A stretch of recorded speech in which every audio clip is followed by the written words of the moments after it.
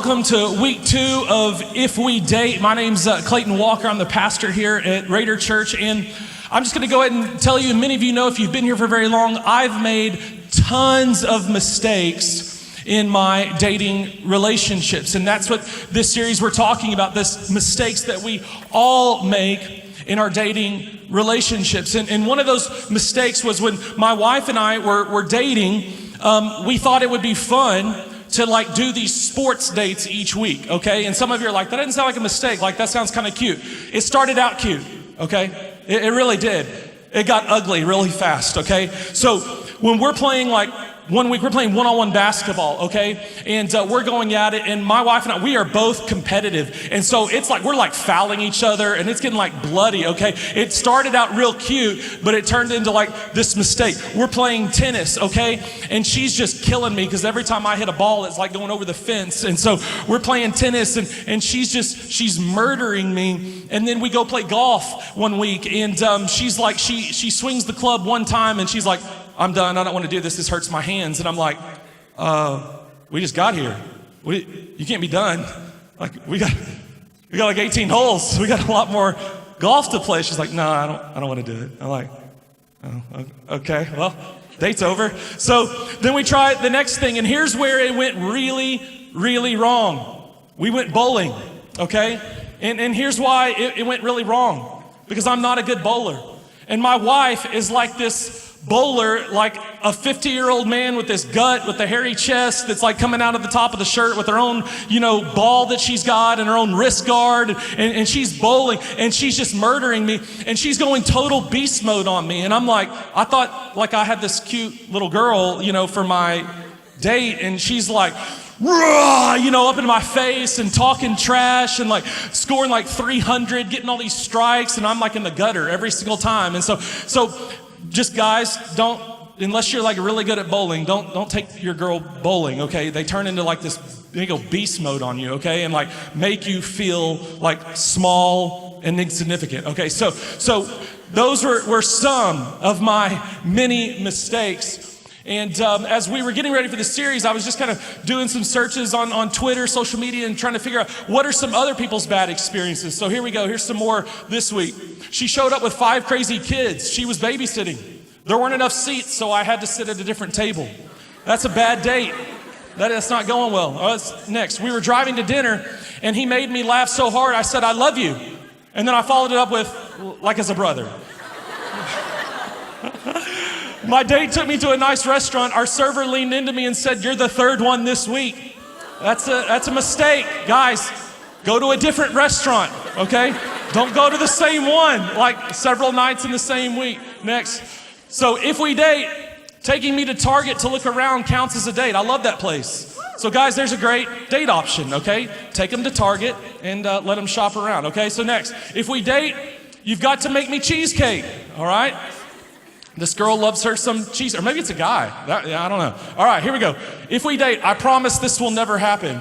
You get the cool girlfriend and boyfriend shirts, okay? We were on this trip this summer, and the new thing, apparently, I didn't realize this, but the new thing for people who were getting married, we realized this at the resort we were staying at this summer for our 15-year anniversary trip, is people have their own like wedding shirts with their date and like their like, hubby or wifey, written on it, and they're wearing it like on the planes and then at the resort. And I was kind of like, man, I'm really glad we got married a long time ago before that was like a fad, because that's not going to work for me. Like, I'm not going to wear a shirt with my wedding date on it and that says hubby on it on the plane, okay? So I guess this is the new thing. So in this series that we're talking about mistakes that we all make, and what do we do when we make those mistakes? And how do we maybe not make some of those mistakes? We're trying to save you from maybe making some of these common mistakes that most of us make in our dating relationships. And when it comes down to it, we said this last week, we want to leave God out of our dating relationships for a lot of different reasons. 1, because of our own pride. We want to do things our way. 2, because of shame. Maybe we've messed some things up and we don't want to go to God because there's shame there because of some of the mistakes that we've made, some of the things that we've messed up in our dating relationships. And so There's some shame there as we approach God and want his help or try to do things his way again. So that kind of prevents us from coming to God. And then there's fun, like the idea of fun. Like, God's not about me having fun. I care about having fun. I'm all about that. God's not about my fun or my happiness or my joy. And so I'm going to do my own thing. And so those reasons and others kind of tend to keep us away from God when it comes to our dating relationships or from involving God in our dating relationships. And we said this last week, and I know this from personal experience, and many of you do too. But when we keep God out of our dating relationships, it only leads to pain and regret and consequences. And so in this series, we're going back to God's word, and we're saying, God, how can we keep from making some of these common mistakes in our dating relationships? So we're going to continue that tonight. And as we get started, let me just ask you, how many, when I say comfort food, like, you know what I'm talking about, like, you've got a comfort food, okay? And some of you are like, dude, it's Taco Tuesday, okay?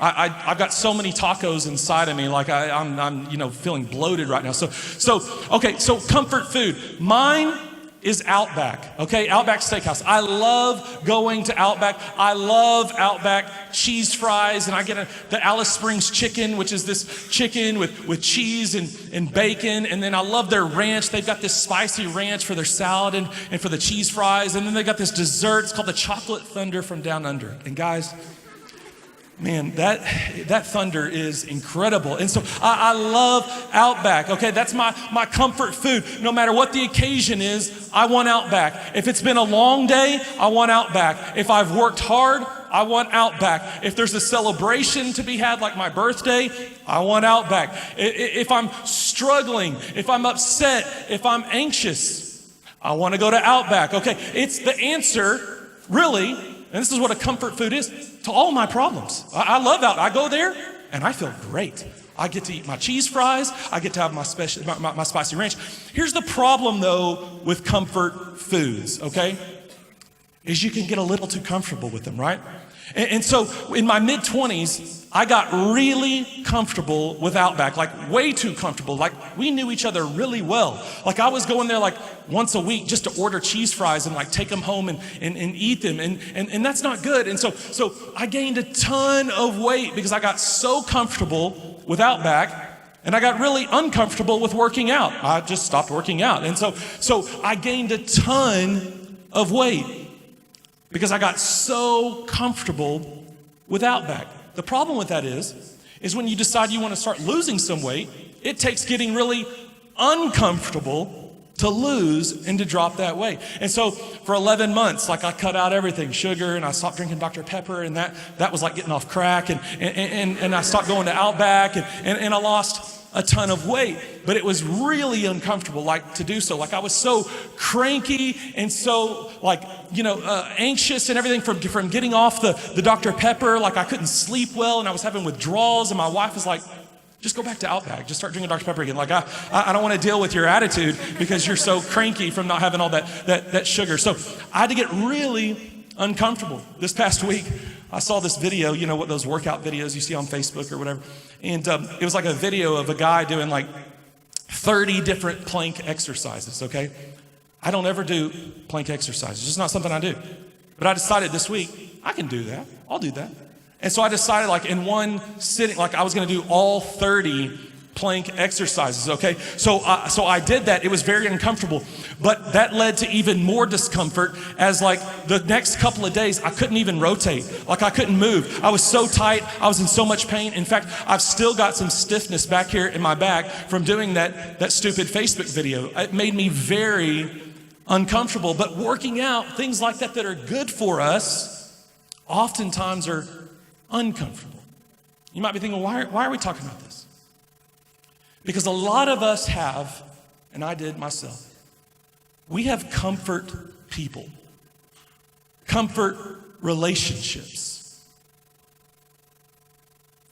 And a lot of times, those comfort zone people and those comfort zone relationships oftentimes don't lead to our best.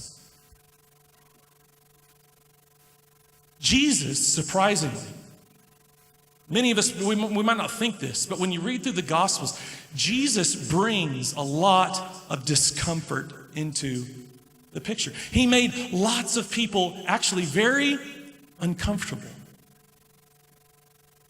And here's why. Because God knows that making us uncomfortable oftentimes leads to our best. And in reality, oftentimes, it's the devil who wants us to feel more and more comforted in a certain situation or with a certain person so that we stay in that situation and we continue to experience the pain and the regret and the consequences of staying in that comfort zone, because the devil is trying to steal, kill, and destroy your life. He's trying to take you down. And sometimes, a lot of times, the best way he can do that is to keep you in a comfort zone. And so I want to show you more of what I'm talking about. Go to Mark chapter 1. Mark chapter 1, if you don't have a Bible, or if it's not a translation you understand, go to RaiderChurch.com, click on sermon notes. You can follow along with us, the verses, the points, everything is there for you. But oftentimes, we're going to see tonight, following Jesus means getting uncomfortable. It means leaving your comfort zone. So let's go, Mark chapter 1, here we go.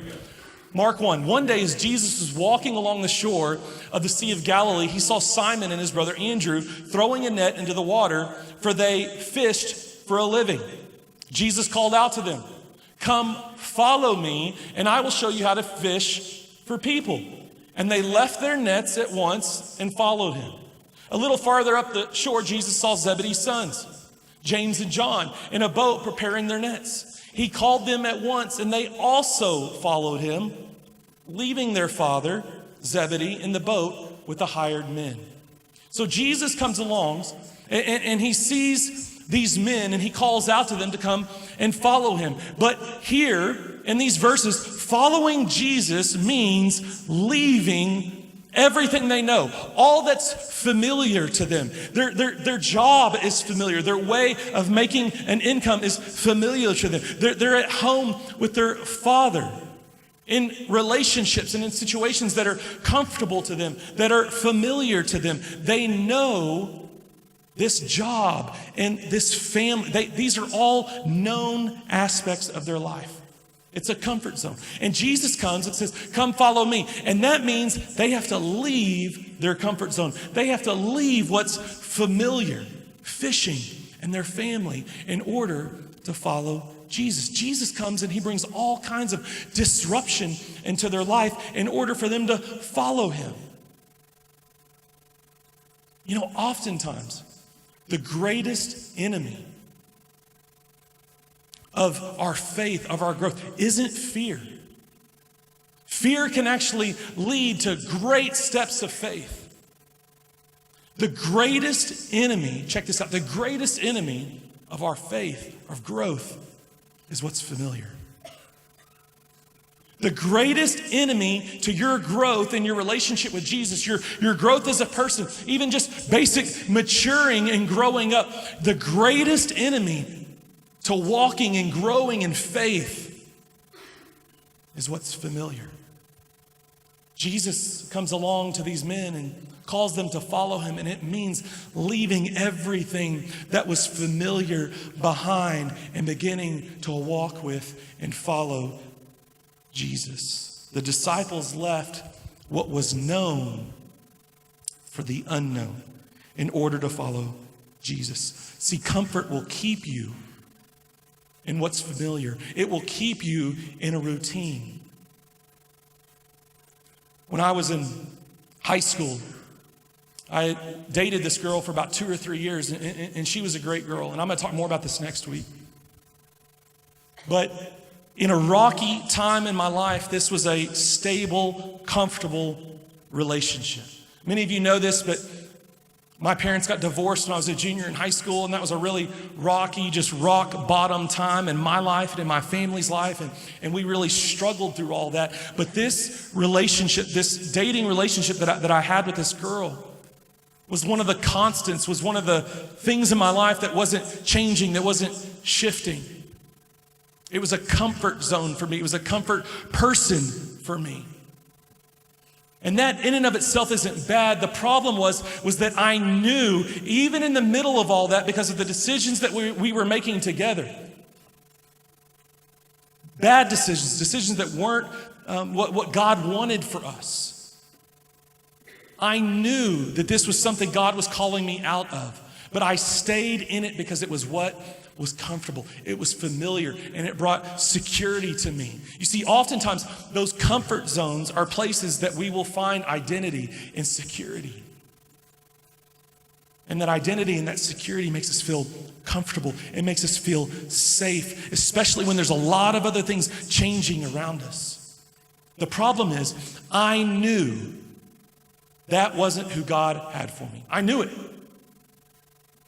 It's not saying anything about her. She was a great girl.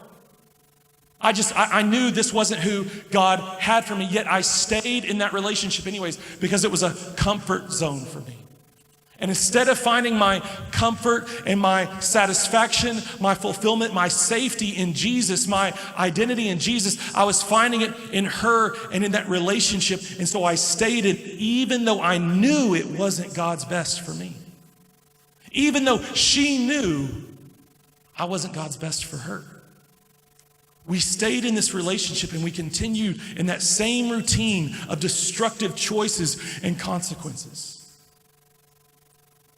I stayed in that comfort zone. And it wasn't God's best for me. And it ended up doing nothing but hurting me and hurting her because I was disobedient to God calling me out of that comfort zone into his best.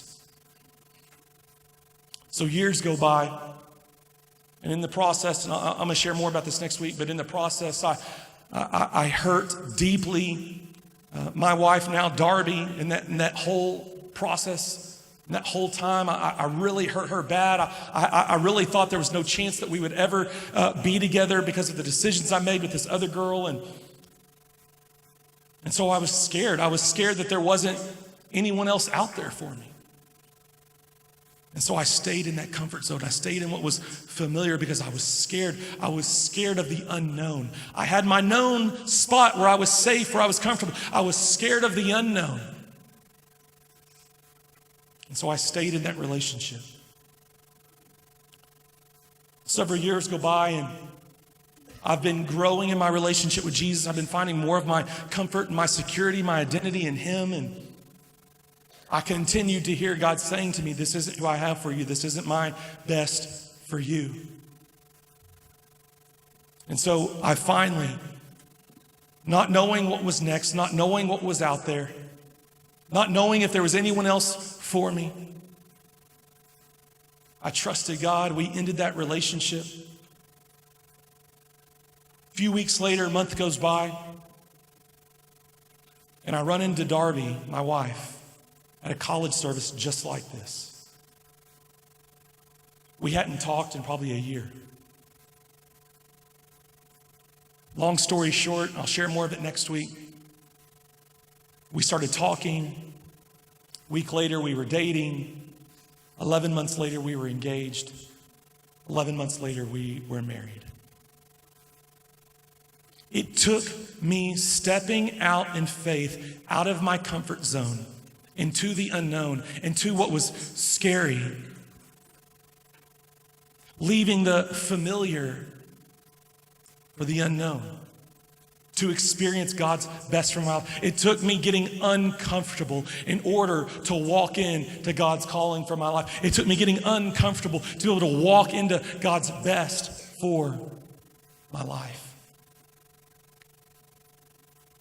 And there's example after example of this all throughout the scripture. We look at Abraham, and the Bible says that God called Abraham to go, to leave his home, to leave his country, and go to a place I will show you. And Abraham's like, where? And God's like, I'll show you. Abraham's like, no. Where am I going? And God's like, I know. Leave, and I'm going to show you as you go. Like, I'm going to lead you and guide you as you go. That's not comfortable. We want Siri to tell us all the directions, start to finish, and then lead us step by step as we go. God told Abraham, leave your home and follow me. Leave everything you know, leave everything that's familiar, leave everything that's comfortable, and follow me, and I will show you where to go. And so Abraham left what was known, he left what was familiar, he left his comfort zone, and he followed where God led him, and he became Father Abraham, of Abraham, Isaac, and Jacob. Oftentimes when God would show up and begin to speak to his people, and they would say, "Who are you?" And God would use or describe who he was by saying, "I'm the God of Abraham, Isaac, and Jacob." Because Abraham was willing to leave what was comfortable and step into the unknown and get uncomfortable and follow God. God used him in an amazing, powerful way. And then we have Jesus. Jesus, who Philippians 2 says, left the comforts of heaven to come to this earth, to take on flesh, the Son of God, God in the flesh, to live in this world and to be faced with everything. The Bible said he was faced with everything that you and I face, betrayal and anxiety and people insulting him, and then being beaten within an inch of his life, and then being hung on a cross for your sin and my sin. Jesus left the comforts of heaven to come here to save you and to rescue you and me from our sin, so that we can have a relationship with God. Jesus left what was comfortable. He came down to what was uncomfortable. He got on the cross that was uncomfortable, and he gave his life for you and me.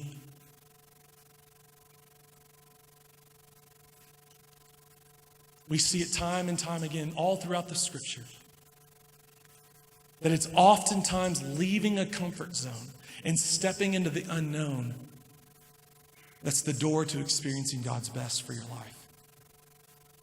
The devil will try to keep you comfortable, keep you in what's familiar, keep you in that routine to try to take you out.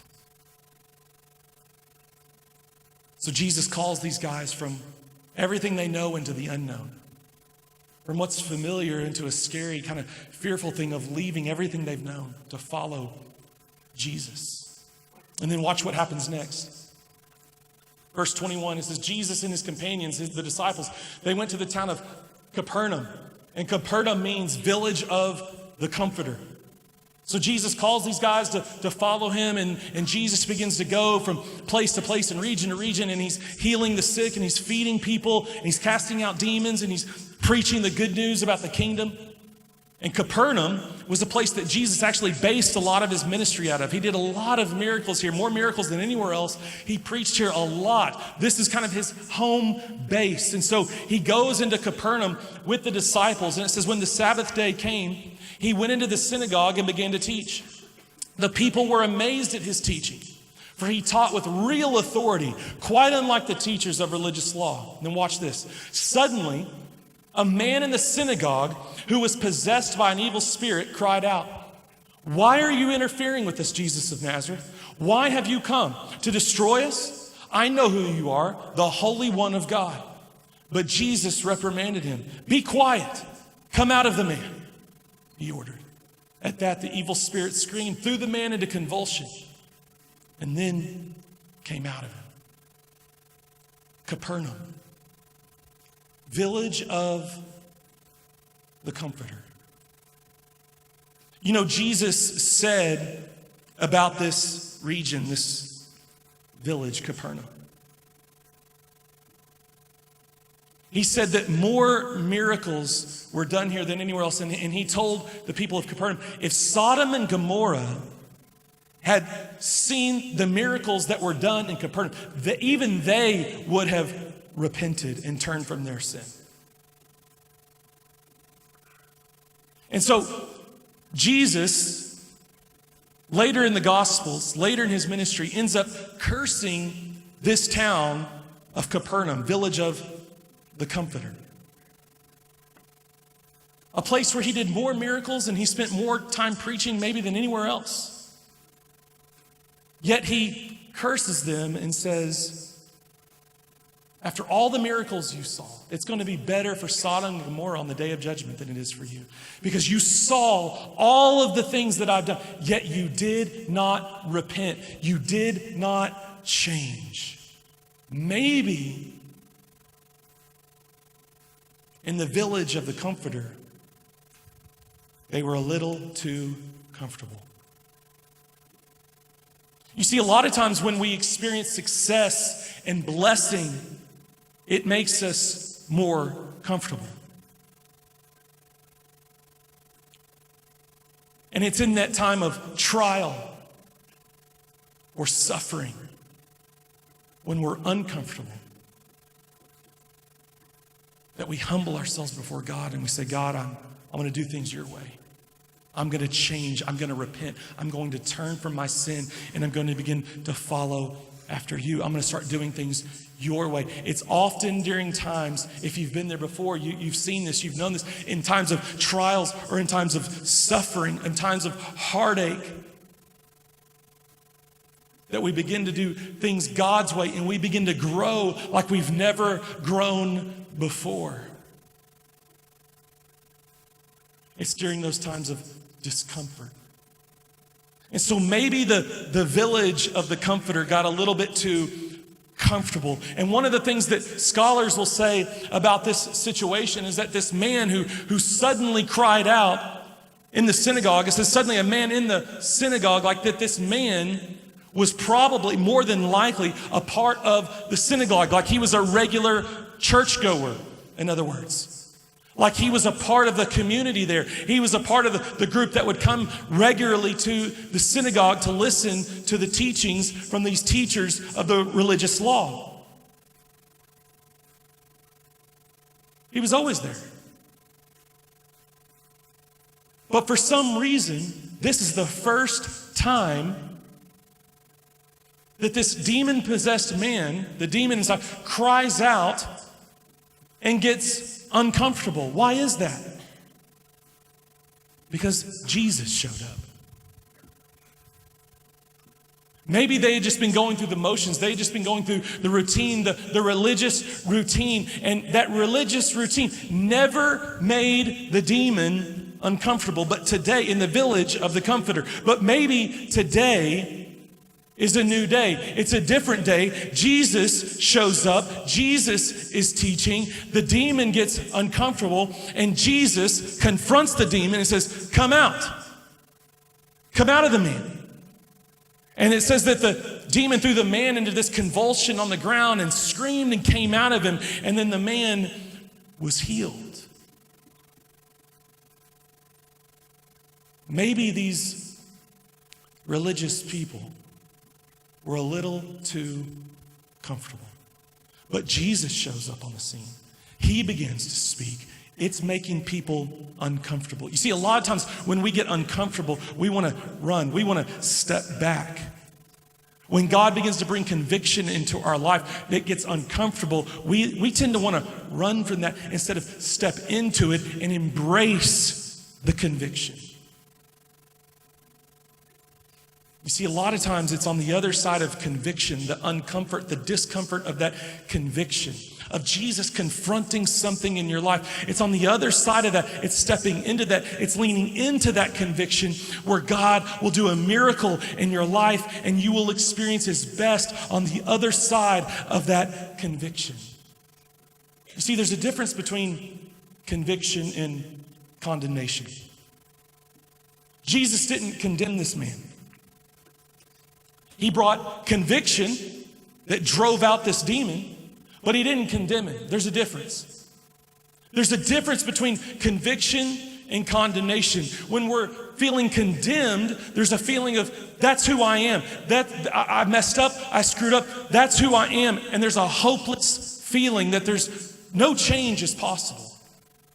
Conviction, on the other hand, from God leads us to Jesus for forgiveness. And it leads us to believe in the power of the Holy Spirit to change us from the inside out. There's a difference between conviction and condemnation.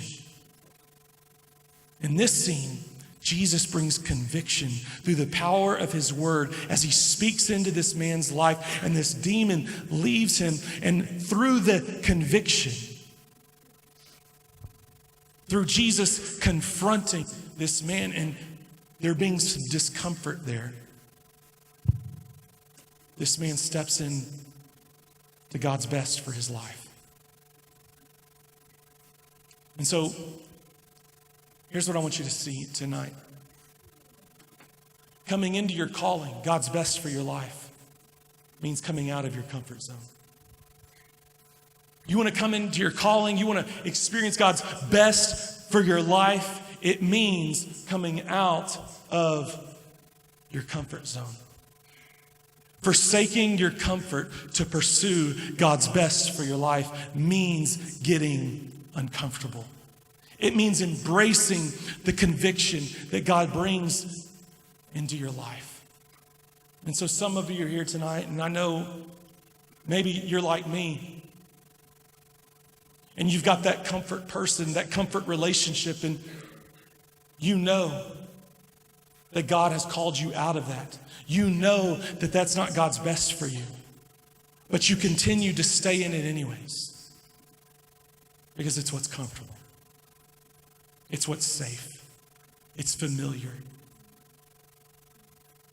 You haven't been finding those things in Jesus. You've been finding that in that person, in that boyfriend or girlfriend, and God's been calling you out of that relationship just like he was for me, but you've been disobedient because that's what's comfortable. And it's scary to think about leaving that comfort zone. Listen, I get it. I get it. It's scary to leave the known for the unknown. But can I just tell you tonight, when you take that step of faith, God's best is waiting on the other side. And it's never too late to experience God's best. Or maybe leaving your comfort zone is looking for a new place to find that person. Maybe you've been looking for that person, that relationship in all the wrong places. And instead, maybe you need to start looking for that person to date in a place like this. Whereas we talked about last week, where you're on the same page and you're running after Jesus together. You've been looking for that person in all the wrong places. And maybe you need to leave that comfort zone and step into this comfort zone, all into this place, into Jesus, into your relationship with Jesus, into a community like this, where you begin to run with other people who are following after Jesus too. Maybe your comfort zone is kind of going from one person to the next. Always in a different relationship, always dating someone new. And to be by yourself maybe, or to be single for a day, a week, or a month, the thought of that just brings terror and anxiety like into your life, because you're finding comfort in people rather than comfort in Jesus. And so here's what I'm not saying tonight.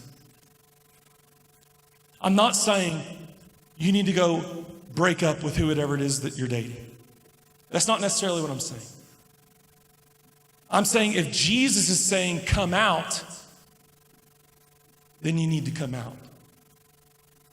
For me, I knew that's what God was saying, and I continued to resist his best because I had no idea what was on the other side. So I'm not necessarily saying everyone is supposed to break up with whoever it is. That's not what we're saying. That's not what God is wanting for us to do tonight. He's wanting for us to listen for his voice, calling us out of whatever comfort zone it is that we find ourselves in, and saying, God, I'll follow you. Whatever it means, I'll leave, just like the disciples, I'll leave what's familiar, I'll leave what's comfortable in order to follow you. Because I believe your best is on the other side. But here's what I am saying. First of all, don't settle. Don't settle for less than God's best for your life. If you know someone you're dating isn't God's best for you, then you need to come out. Just like Jesus commanded the demon, come out. You need to come out from that relationship. Don't settle for less than God's best. Secondly, don't assume. Don't assume. Don't assume that the relationship that you have is all there is for you. One of the things that kept me in that comfort zone with that girl that I knew I wasn't supposed to be with was the assumption that there wasn't anyone else for me. Don't assume you know what God might have for you on the other side of stepping out of your comfort zone. And then third, don't stay in an abusive relationship. Listen, I've been doing this for 4.5 years, and I can't tell you how many girls I've talked to at Raider Church that are in abusive relationships, either in their past or currently. And I'm betting there are many of you here tonight that's either been in your past or maybe it's even something you're in right now currently. And I want to tell you tonight, don't stay in an abusive relationship. I don't totally get it and understand it, but I have talked to so many girls to know that even those kinds of relationships become comfortable and become familiar and become known, and it's scary to leave for many different reasons. But if you're in an abusive relationship, verbally, sexually, physically, emotionally, whatever it might be, you need to run from that relationship. Run to your parents, run to your friends, run to the police, run to us. You got to run from that relationship. Don't stay. Don't stay because it maybe somehow, in some way, it's comfortable. Don't stay because of fear. Step out. Come out. Hear Jesus telling you tonight, come out, run from that person and run to Jesus. Run to your parents, run to us, to your friends, to the police, and find freedom and begin to experience healing that only Jesus can give you. So don't settle, don't assume, and don't stay in an abusive relationship. And so here's my challenge for you tonight. Here's our If We Date challenge. If we date, if Jesus says come out, I'm out. If Jesus says come out, I'm out. That's it. I'm not staying another minute longer. I'm not staying another day longer. If I'm dating someone and Jesus says that's not my best for you, I'm done. When Jesus says come out, I'm out. I'm done. I want to ask you to stand. We're going to pray, and our team's going to lead us in worship tonight. And I just believe that God is calling many of you out of a comfort zone. It might be a person. It might be a substance. It might be a place. I don't know what God might be calling you out of tonight. The known that He's calling you, the unknown that He's calling you into. But the greatest enemy of your step of faith tonight, the greatest enemy of your growth tonight and experiencing God's best for your life tonight is what's familiar.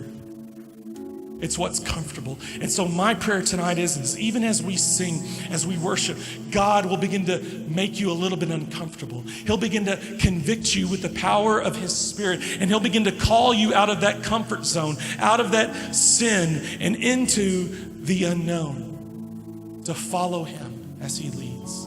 And so tonight, God, as we worship, as we sing, would you just by the power of your presence come into this place, and that every person in this room would hear us saying, would hear you saying to us, come out.